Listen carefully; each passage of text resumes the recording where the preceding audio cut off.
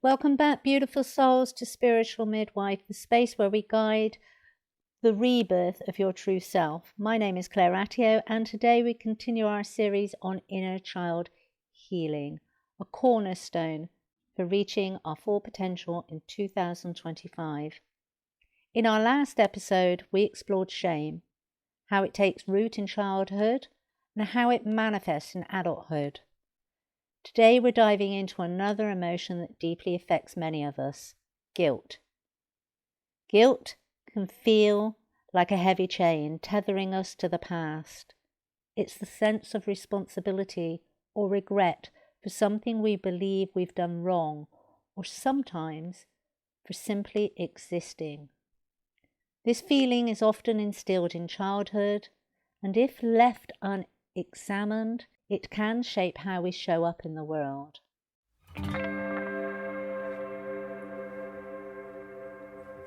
Welcome to Spiritual Midwife, the podcast that tenderly guides you through the transformative journey of spiritual awakening and personal development towards the ultimate destination of soul sovereignty.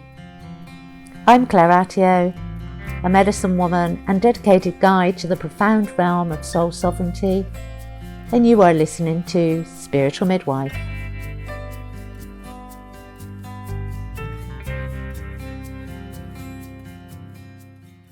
Before we dive deeper into guilt, let's revisit why we're doing this work. Inner child healing is not about blaming our parents or our past. It's about recognizing that some of the beliefs and emotions we carry were imprinted when we were too young to process them fully. When we address these wounds, we strengthen the foundation of our adult selves, empowering us to live authentically, with joy, with purpose. So if guilt is a chain that is holding you back, today is about understanding how to break free. Let's start by looking at where guilt begins. As children, we're naturally egocentric, meaning we interpret everything through the lens of me. If something goes wrong, we often assume it's our fault. If our parents fight, we might think, did I cause this? If we're scolded for making a mistake, we think, I'm bad for doing that. If a caregiver leaves, we might believe, I wasn't enough to make them stay. Guilt can also arise when we're taught to prioritize others' feelings over our own. For instance, a child who hears, don't upset your mother, learns to suppress their own needs to keep the peace. This pattern can create adults who constantly apologize, overextend themselves, or feel guilty for asserting their boundaries. Unresolved guilt from childhood shows up in subtle but powerful ways as adults. Let's look at a few examples. People pleasing. Do you find it hard to say no, even when you're overwhelmed? This often stems from childhood guilt about disappointing others. Over-apologising. Do you apologise excessively, even for things beyond your control? This can be tied to a belief that you're inherently at fault. Feeling undeserving. Do you struggle to accept success, joy, or love because you feel you haven't earned it? This is guilt masquerading as unworthiness. Avoidance of confrontation. Do you avoid difficult conversations to prevent conflict? This can stem from guilt about making others uncomfortable. These behaviours might seem harmless, but over time they drain your energy and keep you from living authentically. So how do we begin to release guilt? The first step is understanding it. Guilt is a signal. It's meant to guide us when we've genuinely done nothing wrong. But when guilt becomes chronic or misplaced, It no longer serves us, it holds us hostage. Here are some practical steps to begin releasing guilt. Reflect on where your guilt began. Ask yourself, when did I first feel this way? What message did I receive about guilt as a child? Journaling is really helpful, and it can help you uncover the roots of where these beliefs began. And once you identify the source, challenge the beliefs that the guilt created. For example, replace "it's my fault my parents divorced" with "I was a child, their relationship was not my responsibility." Replace "I should always make others happy" with "it's okay to prioritize my own needs." Practice self-compassion. Remind yourself that you're human and mistakes are part of growth, not a reason for punishment.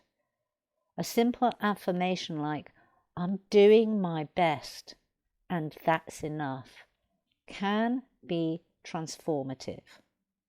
And forgive yourself. Write a forgiveness letter to your inner child. This is really powerful. Letter writing to our inner child, for me on a personal level, was transformative.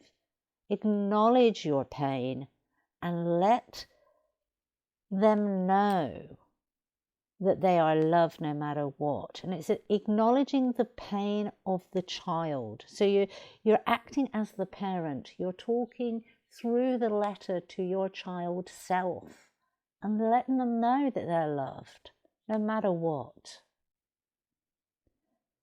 Setting healthy boundaries is a game changer.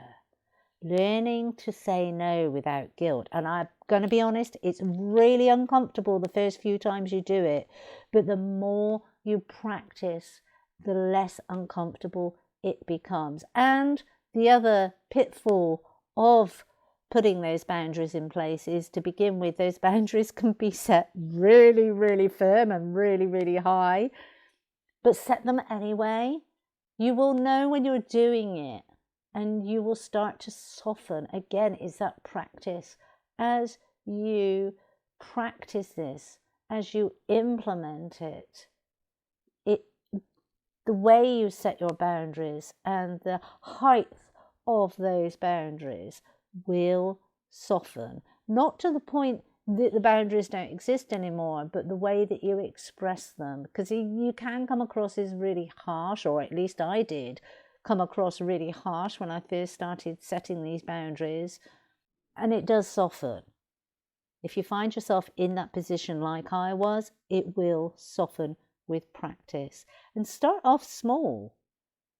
Just decline something minor and notice how the world doesn't fall apart. It's that simple. Just because you said no, the world doesn't stop spinning. It's just you setting a boundary and going, actually, no, I'm not going to do that. That doesn't align with me, or I'm too busy, or I'm currently overwhelmed. Whatever your reasoning for putting that boundary in place, the world doesn't stop spinning. And healing doesn't have to feel heavy. Let me just say that. So many people think, and yes, there are aspects of the healing journey that are heavy, but the healing that we're doing with the inner child doesn't have to feel heavy.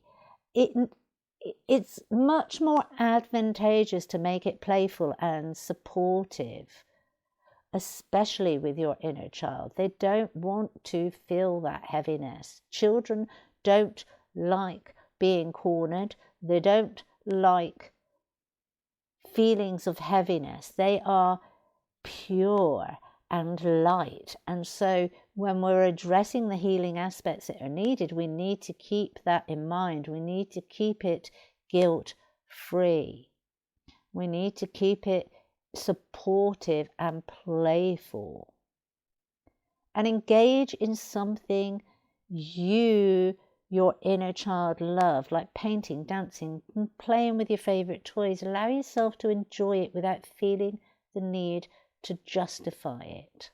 And that will give your inner child the freedom to express itself in a creative way that helps and supports the healing you're wanting to achieve. And teach the inner child and teach yourselves as adults to reframe mistakes as learning opportunities. This is massive.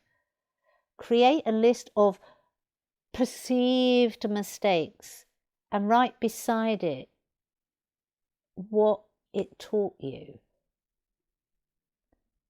What did that experience, that mistake, teach you?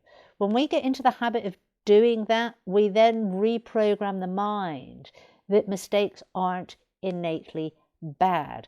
Very often, guilt can derive from mistakes we perceived or were told we did as children, and we carry that with us. And it's about reprogramming that mindset. So mistakes are learning opportunities. Okay, I messed up there, but what did I learn, and how can I grow, and how can I evolve from that? And this is not a major thing that I need to feel guilty about, because I've learned from it. I've grown from it. I've evolved from it. So why would I even feel guilty about something that has expanded my consciousness? And celebrate that growth. Celebrate those wins as wins, not as mistakes. Be playful with your inner child. Playfully apologize to your inner child for the times you've ignored or criticized them. Then promise to treat them with kindness moving forward.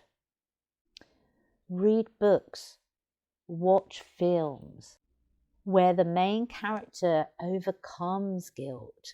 And I know that sounds a really silly thing to say, but on a subconscious level, when we are watching a movie or reading a book that has a character that has gone through similar circumstances, but they overcome that guilt mindset,